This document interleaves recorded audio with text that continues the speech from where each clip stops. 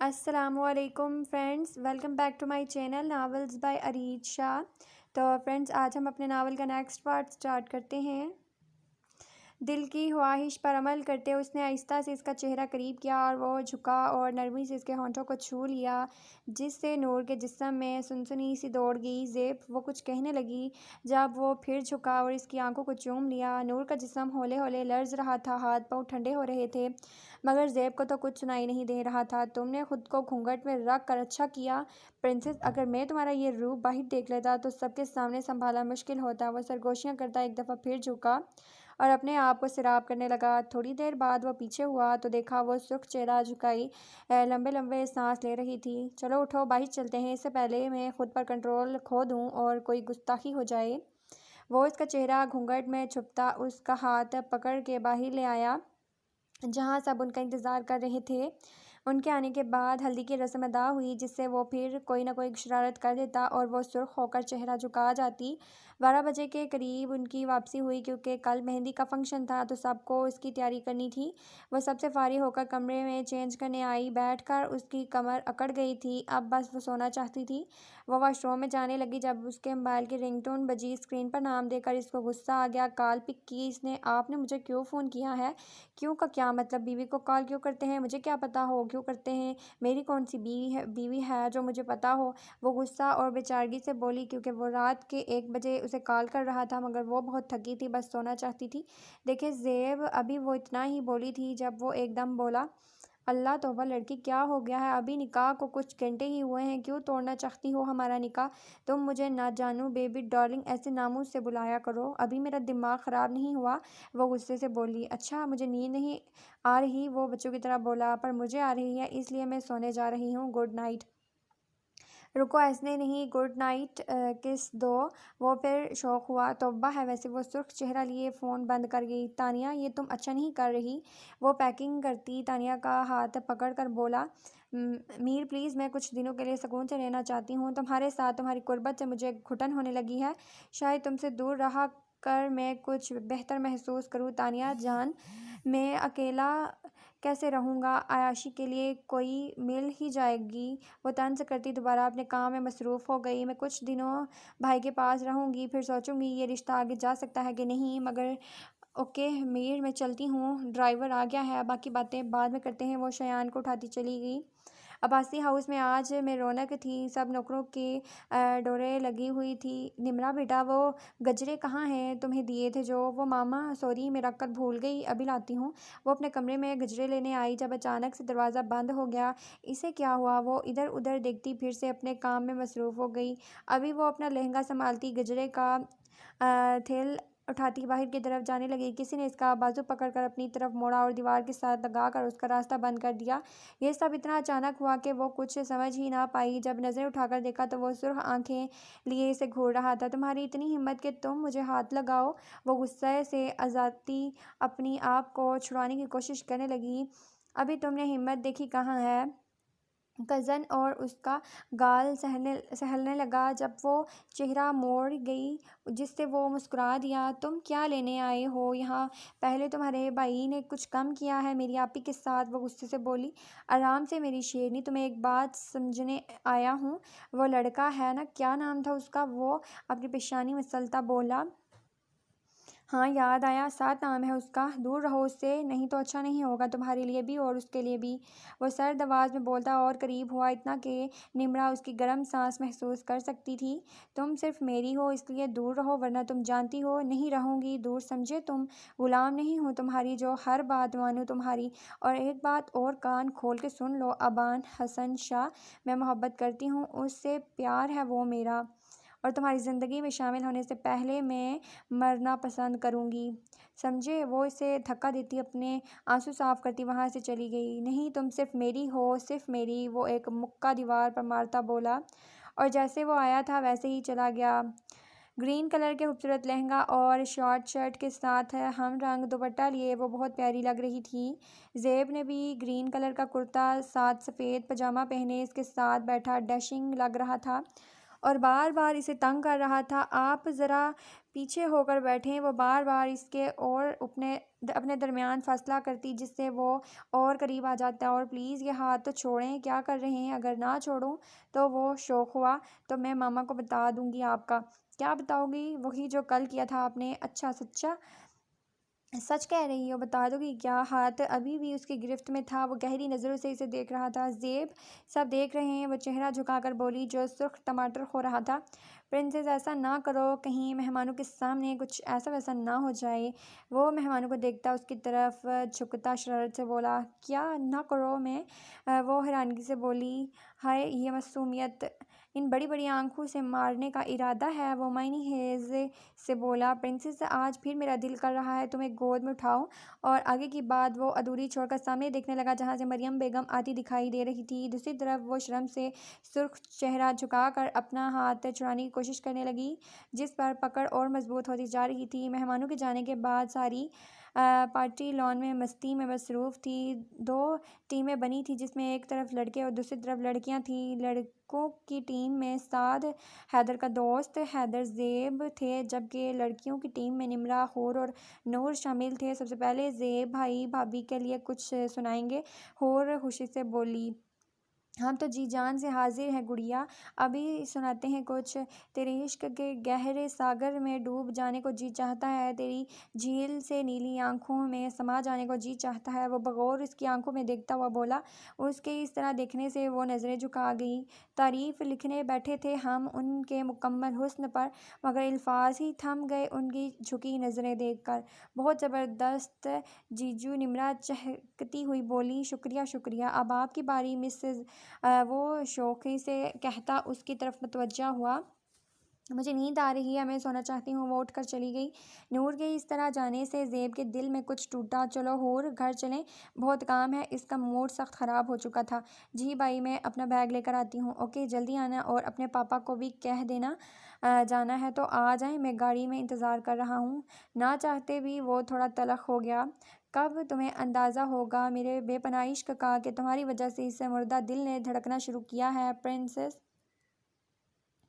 वो सिगरेट पीता अपने बढ़ती घुटन को कम करने की कोशिश कर रहा था, मगर उसमें तुम्हारा भी कोई कसूर नहीं। इंसान अपना पहला प्यार कभी नहीं भुला सकता।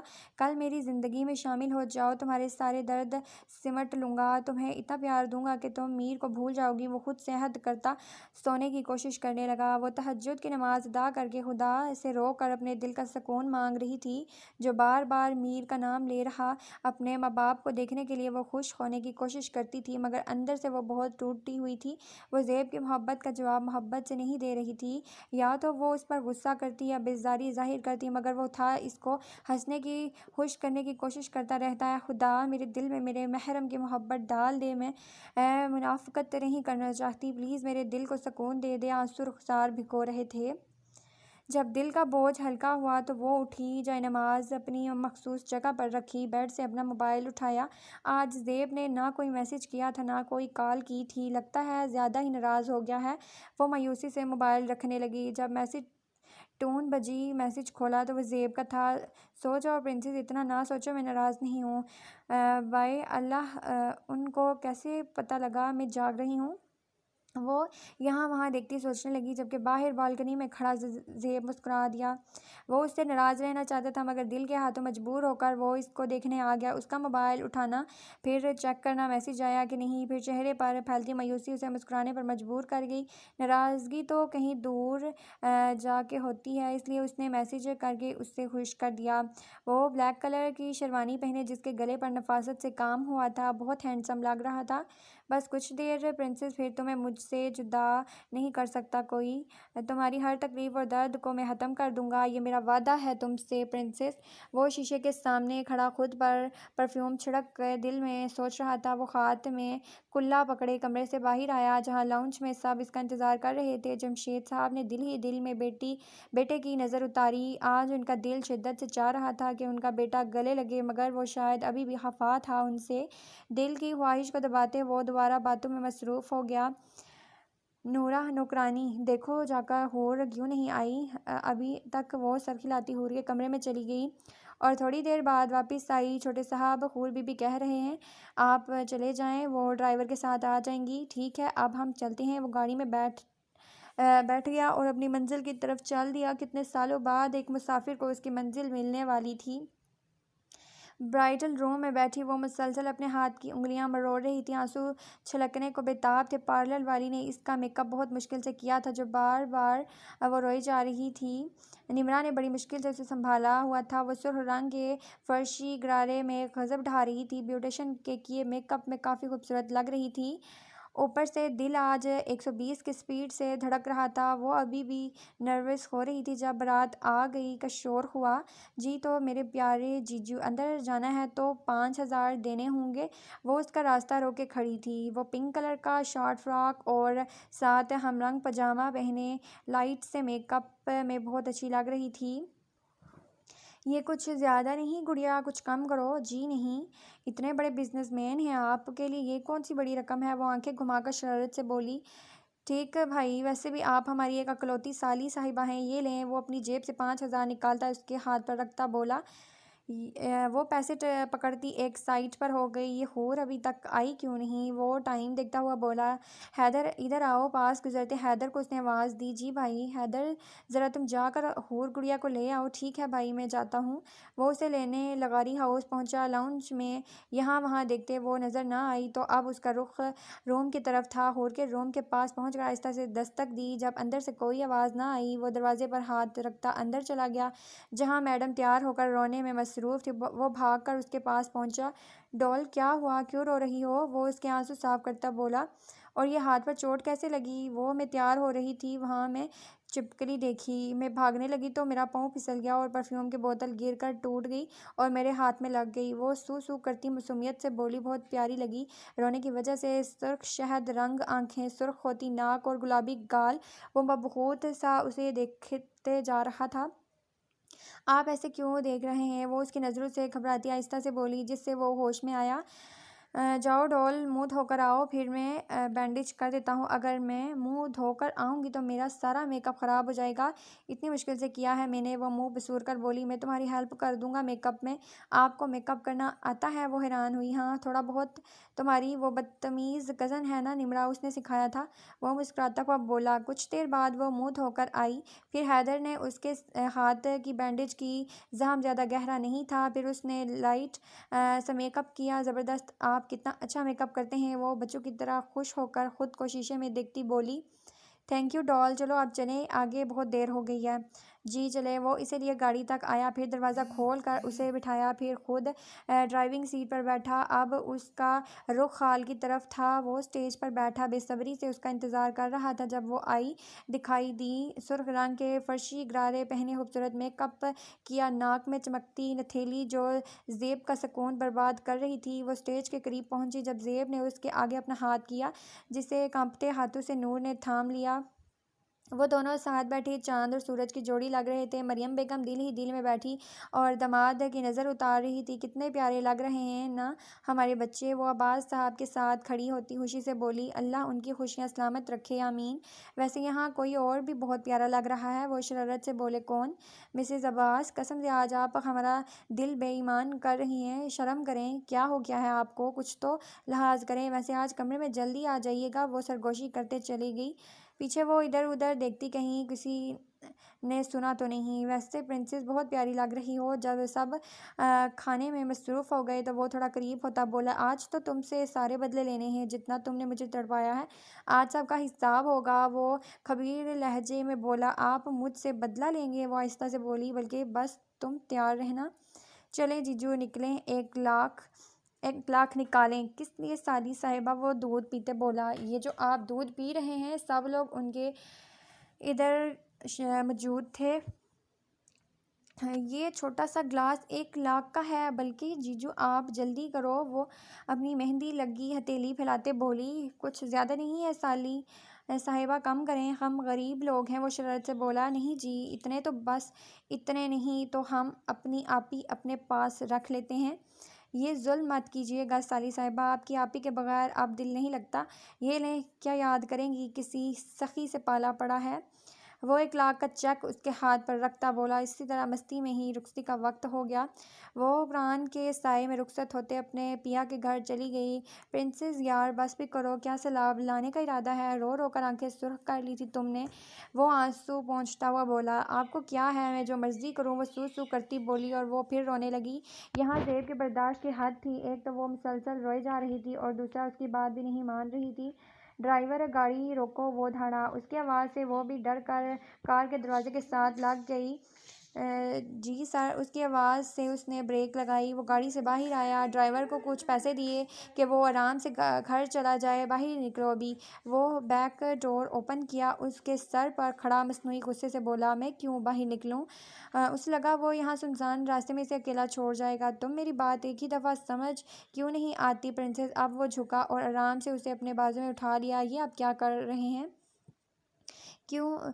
कुछ नहीं प्रिंसेस, मेरा यहाँ कुछ करने का इरादा नहीं है। उसने आराम से उससे फ्रंट सीट पर बिठाया और खुद ड्राइविंग सीट पर बैठ कर गाड़ी स्टार्ट कर दी। आंसू फिर से आंखों में जमा होने लगे। प्रिंसेस, अब अगर तुम रोई तो मैं यहाँ पर छोड़ कर खुद घर चला जाऊँगा। आंखों में मौजूद नमी देखकर वो मसनूई गुस्से से बोला।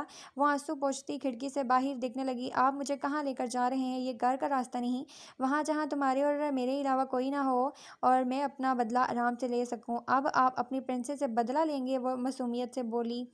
बल्कि जब प्रिंसेस ने इतना तंग किया है, बदला लेना तो बनता है मेरा। वो मायनी हेजी से बोला।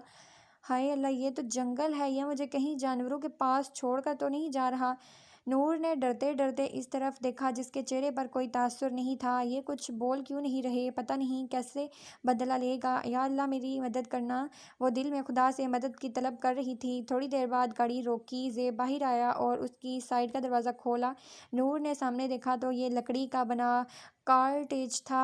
ज़ेब ने इसको गोद में उठाया और अंदर की तरफ चल दिया। दरवाजे के पास उस अकरम खड़ा नज़र आया। सब ठीक है ना अकरम? जी सर, सारे इंतज़ामात कर दिए गए हैं।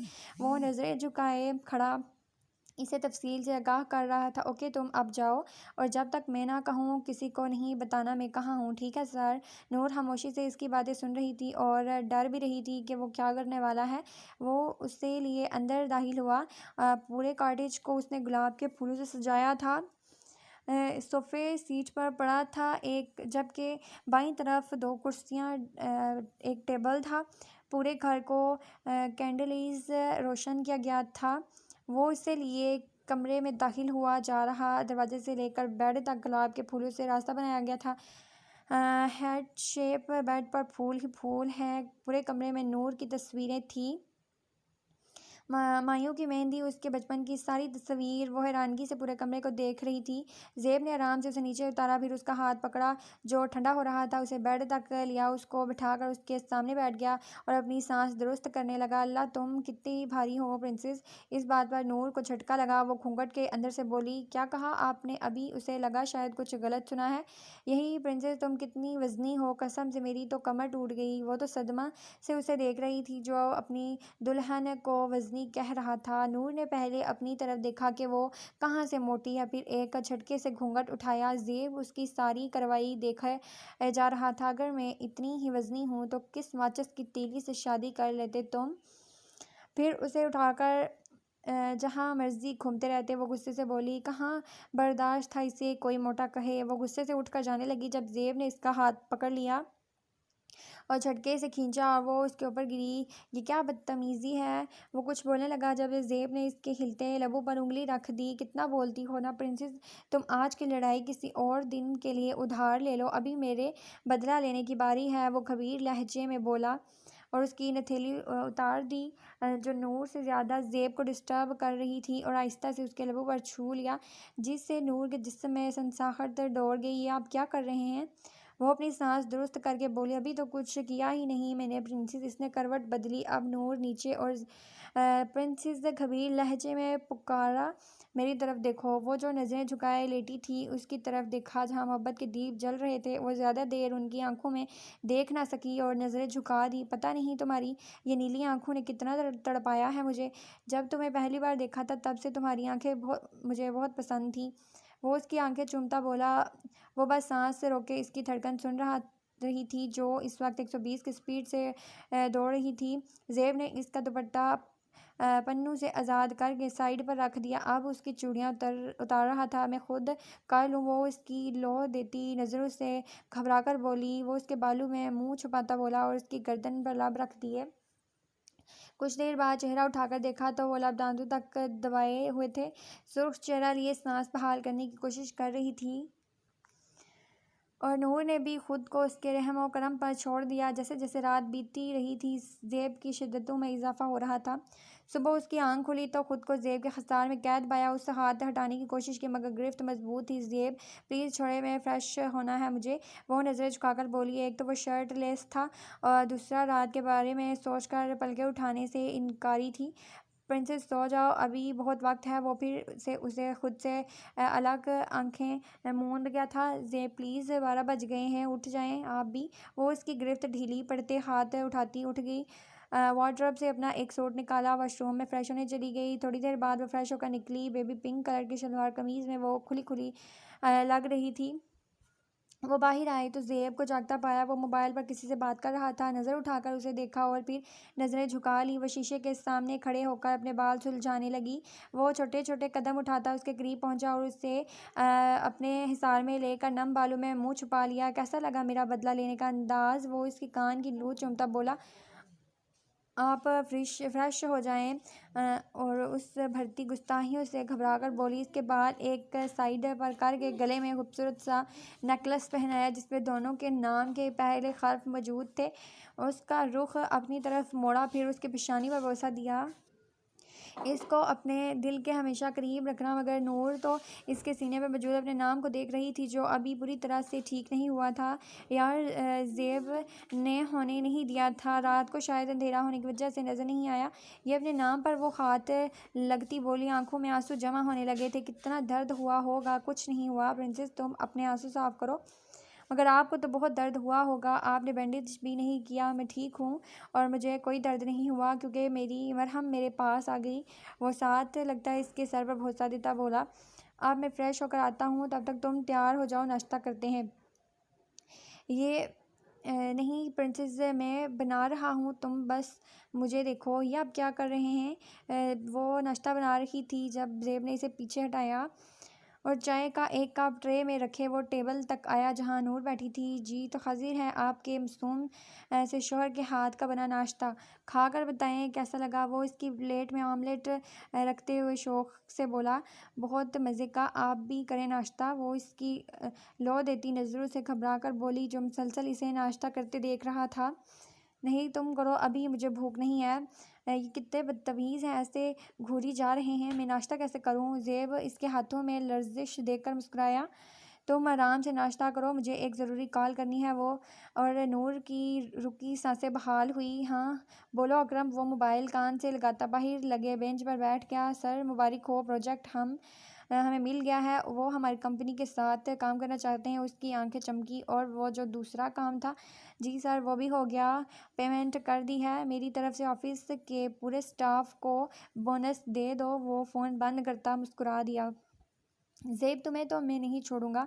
तुम्हारी वजह आज इतना बड़ा प्रोजेक्ट हाथ से निकल गया। वो अपने ऑफिस की हर चीज़ पर गुस्सा निकाल रहा था। स्टाफ के किसी मेंबर में इतनी हिम्मत नहीं थी कि वो इसे रोक सके। फ़ोन की आवाज़ से वो रोका। स्क्रीन पर चमकते नाम से उसने खुद को कंट्रोल किया। हेलो, कैसी हो? तुम कब आ रही हो? I miss you. शयान कैसा है? फ़ोन उठाते साथ उसने सवालों की बौछार शुरू कर दी मगर दूसरी तरफ से जो कहा गया वो उसके गुमान में भी नहीं था। गुस्से से उसकी गर्दन की रगें तन गई। ये तुम क्या बकवास कर रही हो? मैं ठीक कह रही हूँ। अब हमारा गुजारा मुमकिन नहीं। बेहतर यही है कि हम अब जुदा हो जाएं। मैं बहुत सोचा मैंने मीर, मगर तुम्हारे धोखे के बाद तुम पर एतबार करने को दिल नहीं करता। तलाक के पेपर तुम्हें कल तक मिल जाएंगे। ये कंपनी मेरे नाम है और ये मुसलसल नुकसान में जा रही है, इसलिए तुम्हें बताए बगैर इसे बेच दिया है। तुम्हारा पैसा जो तुमने इस कंपनी पर लगाया तुम्हारे अकाउंट में जमा कर दिए हैं। अब दोबारा मुझसे रब्ता करने की कोशिश ना करना। 1 मिनट बताना पसंद करोगी कि कंपनी किसे बेची है? वो दांत पीसता हुआ बोला। मशहूर बिजनेसमैन ज़ेब लगारी। इस नाम ने मीर के तन बदन में आग लगा दी। गुस्से से मोबाइल दीवार पर मारा जो 2 टुकड़ों में तकसीम हो गया। नहीं, इस बार तुम्हें मैं जीतने नहीं दूंगा। हर बार तुम मेरा हक ले जाते हो। मामा पापा भी तुम्हें पसंद करते, हमेशा से तुम मेरी राह कांटा रहे हो, मगर अब नहीं। वो गुस्सा और हसद में पागल हो गया था। वो खिड़की से बाहर के मंजर देख रही थी जहाँ शाम के साए लहरा रहे थे। जब ज़ेब ने उसे अपने हिसार में लिया। ज़ेब, हम घर कब जाएंगे? कल जाएंगे। तुम क्यों पूछ रही हो? अच्छा नहीं लग रहा यहाँ? नहीं, ऐसी बात नहीं है। वो उसकी तरफ मुड़ी। मगर मुझे मामा पापा की याद आ रही है। वो इसकी शर्ट के बटन को बंद करती हुई बोली। ज़ेब, ये कॉटेज मामा को बहुत पसंद तक अक्सर हम यहाँ आते थे और खूब इंजॉय करते थे। इसका टच का कोना कोना मामा ने अपने हाथों से सजाया है, इसलिए मैं तुम्हें यहाँ लाया था कि हम अपनी ज़िंदगी की शुरुआत यहाँ से करें। मुझे जब मामा की याद आती है तो मैं अक्सर यहाँ आ जाता हूँ। मुझे यहाँ हर तरफ उनकी खुशबू आती है। बोलते बोलते उसकी आवाज़ भर आई, आंखों में नमी जमा होने लगी, जैसे वो अंदर धकेलने की कोशिश कर रहा था। अब ठीक है। थोड़ी देर बाद वो इसका चेहरा छूकर बोली, जो ज़ब्त से सुर्ख हो रहा था। मैं रोना चाहता हूँ। आज तक किसी का कंधा नसीब नहीं हुआ जिस पर सर रखकर मैं अपना गम हल्का करूँ। मैं अपने आप को एक खोल में बंद कर दिया था, इतना मसरूफ़ कर लिया था कि मुझे खाने तक की होश नहीं थी। आप रो ले ज़ेब, निकल जाने दें उन आंसू को जो अंदर ही अंदर नसूर बन रहे हैं। फिर वो ऊंचा लंबा मर्द इतनी शिद्दत से रोया कि नूर से संभालना मुश्किल हो गया। रोते रोते वो उसकी गोद में सो गया और नूर ने सारी रात उसे देखकर गुजारी। आज तो हमारे गरीब खाना में रौनक हो गई जो शाह साहब यहाँ तशरीफ़ लाए। चौधरी साहब, ये तो आपकी करम नवाजी है। वो बगलगिरी होकर बोला। बैठे, क्या लेंगे, कुछ ठंडा या गर्म? वो एक आंख दबाकर खबासत से बोला, ठंडा ले आए, जाओ साहब के लिए ठंडा लेकर आओ। जी तो बताएं शाह जी, हमें कैसे याद किया? मीर ने अपनी जेब से एक तस्वीर निकाली और इसके सामने रखी। इसे दुनिया से रुखसत करना है, मुँह मांगा इनाम मिलेगा। बस मेरे रास्ते की कि इस कांटे को हमेशा से ख़त्म कर दो, बल्कि ऐसा चाहिए जैसे हादसा हुआ है। ठीक है शाह जी, मगर आपने भी हमारा एक काम करना था, अगर आपको याद हो। मुझे याद है, बस किसी दिन वो चिड़िया हाथ आ जाए, मैं खुद लेकर आऊँ उसे आपके पास। ठीक है शाह साहब, आपका काम हो जाएगा। सुबह जब ज़ेब की आंख खुली, बेसाख्ता नज़र अपनी प्रिंस की तरफ पड़ी। वो जो आंखें मूंदे रेड क्राउन से टेक लगाए बैठी। जी आप ठीक हैं? इसका माथा छूकर बोली, मैं ठीक हूँ। उठो, फ्रेश हो जाओ, फिर घर जाते हैं। वो प्यार से उसके साथ बोला, आप सच में ठीक है ना? उसे जैसे अब भी यकीन नहीं आ रहा था। रात जिस शिद्दत से वो रो रहा था, उसे डर था कि कहीं तबीयत ख़राब ना हो जाए। मैं ठीक हूँ, चलो जल्दी, फिर घर जाना है। वो उठकर वॉशरूम में चला गया। निमरा बेटा, कहाँ जा रही हो? तैयार होकर वो जो उसे ज़ेब और नूर का बताने आई थी, इसकी तैयारी देखकर बोली, मामा यूनी जा रही हूँ, एक इम्पॉर्टेंट लेक्चर है, 1 घंटे तक आ जाऊँगी। वो अपनी तैयारी का जायज़ा लेकर बोली। सफ़ेद कुर्ती साथ ब्लैक जीन्स पहने, दुपट्टा गले में डाले वो बहुत क्यूट लग रही थी। किसके साथ जाओगी? हैदर तो घर नहीं है। मैं ड्राइवर के साथ चली जाऊंगी। मामा आप फ़िक्र मत करें। ओके, अब मैं चलती हूँ, देर हो रही है। वो टाइम देखते हुए बोली, ठीक है, ध्यान से जाना। वो उनका गाल चूम कर चली गई। वो इस वक्त एक रेस्टोरेंट में बैठी थी। कोई खास काम था जो तुमने जल्दी आने का कहा? वो बैग टेबल पर रखती बोली, वैसे ही यार तुमसे मिलने का दिल कर रहा था। वो शरारती हुआ, अभी परसों तो मिले थे आपी की रुखसती पर। यार परसों यानी 2 दिन बाद तुम्हें देख रहा हूँ। खुद सोचो मेरा क्या हाल होगा। अब तो यूनी भी नहीं आती तुम। वो मासूम शक्ल बनाकर बोला और वो हंस दी। ग्लास डोर के बाहर कोई ये मंजर गुस्से से देख रहा था। आंखें गुस्से से इस हद तक सुर्ख थी जिसे अभी खून निकल रहा था। निमरा, मैं तुमसे कुछ कहना चाहता हूँ, पर पहले तुम वादा करो मुझे थप्पड़ नहीं मारोगी। ऐसी कौन सी बात है जो तुम मुझसे वादा ले रहे हो? बताता हूँ, बस तुम पहले वादा करो। ठीक है, पक्का वादा, नहीं मारूंगी थप्पड़। और कुछ? उसने अपनी जेब से एक मखमली डिब्बी और उसके सामने टेबल पर रख दी। निमरा, क्या? वो रुका। निमरा को वो कुछ उलझ उलझ सा लगा। बोलो भी, क्या तुम मुझसे शादी करोगी? क्या कहा तुमने अभी? उसे जैसे यकीन नहीं आया। यही कि क्या तुम मुझसे शादी करोगी? उसने सर झुकाकर हाँ में सर हिला दिया।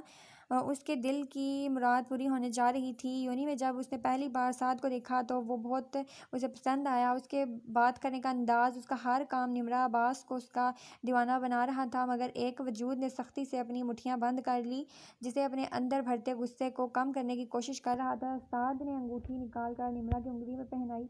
यहाँ उसके गुस्से का लावा उबल गया। वो लंबे लंबे ढग भरता टेबल तक पहुंचा और एक मुक्का साद के मुंह पर मारा, जिससे वो पीछे जा गिरा। अबान फिर उसकी तरफ लपका। निम्रा फटी फटी आंखों से उसे देख रही थी, जो बहुत बुरी तरीके से उसे मार रहा था। छोड़ो उसे, जाहिल इंसान, मर जाएगा वो। छोड़ो, वो मुसलसल इसे पीछे करने की कोशिश कर रही थी, मगर वो तो किसी के हाथ नहीं आ रहा था। साद को अच्छी तरह मारने के बाद वो काउंटर पर आया। ये तुम लोगों का जितना नुकसान हुआ है। उसने 5,000 के नोट वहाँ रख दिए और निम्रा की तरफ आया, जो खड़ी आंसू बहा रही थी। उसका हाथ पकड़कर वो बाहर गाड़ी तक आया, फिर उसे अंदर फेंकने के अंदाज से बिठाया और खुद ड्राइविंग सीट पर बैठकर गाड़ी स्टार्ट कर दी। प्रिंसेस आ जाओ यार। वो पिछले आधे घंटे से दरवाजे पर दस्तक दे रहा था, मगर नूर की तैयारी खत्म होने का नाम नहीं ले रही थी। बस 5 मिनट में आती हूँ। जेब अंदर से उसकी आवाज़ सुनाई दी। तुम्हारे 5 मिनट कब खत्म होंगे? जब वो फिर ना आई तो जेब दरवाज़ा खोल कर अंदर चला गया।